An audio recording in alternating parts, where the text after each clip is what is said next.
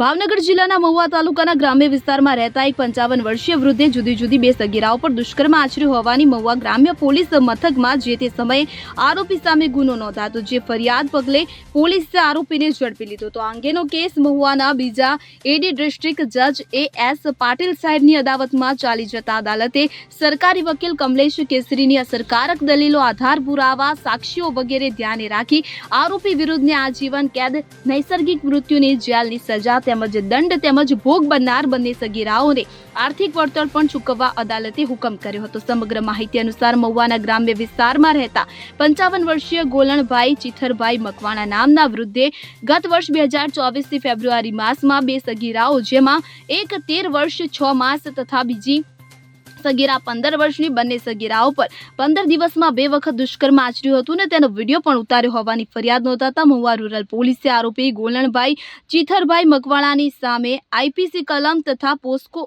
એક્ટની કલમ 4(6) તથા ક્રિમિનલ લો amendment act કલમ 376 મુજબ ગુનો નોંધ્યો હતો. આ અંગેનો કેસ આજરોજ મહુવાના બીજા એડિશનલ ડિસ્ટ્રિક્ટ જજ એ.એસ. પાટીલ સાહેબની અદાલતમાં ચાલી જતા અદાલતે સરકારી વકીલ કમલેશ કેસરીની અસરકારક દલીલો તેમજ 17 મૌખિક અને 52 લેખિત આધાર પુરાવા, સાક્ષીઓ વગેરે ધ્યાને રાખી આરોપી વિરુદ્ધ આજીવન કેદ, નૈસર્ગિક મૃત્યુની જેલની સજા તેમજ દંડ તેમજ ભોગ બનનાર બંને સગીરાઓને પુનર્વસન માટે ₹4 લાખ વળતર પેટે ચૂકવવા અદાલતે હુકમ કર્યો હતો.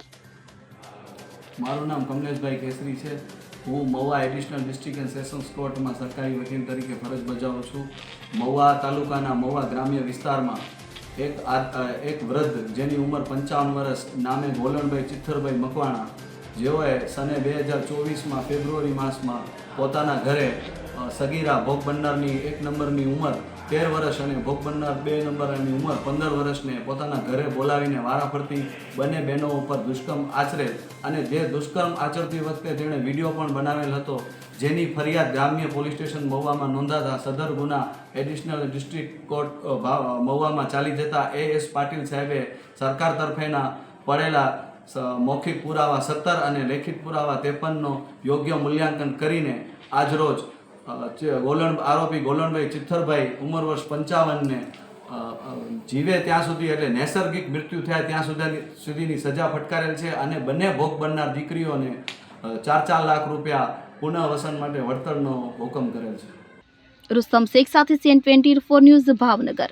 હવે જુઓ દેશ દુનિયાની તમામ ખબરો તમારી આંગળીના ટેરવે.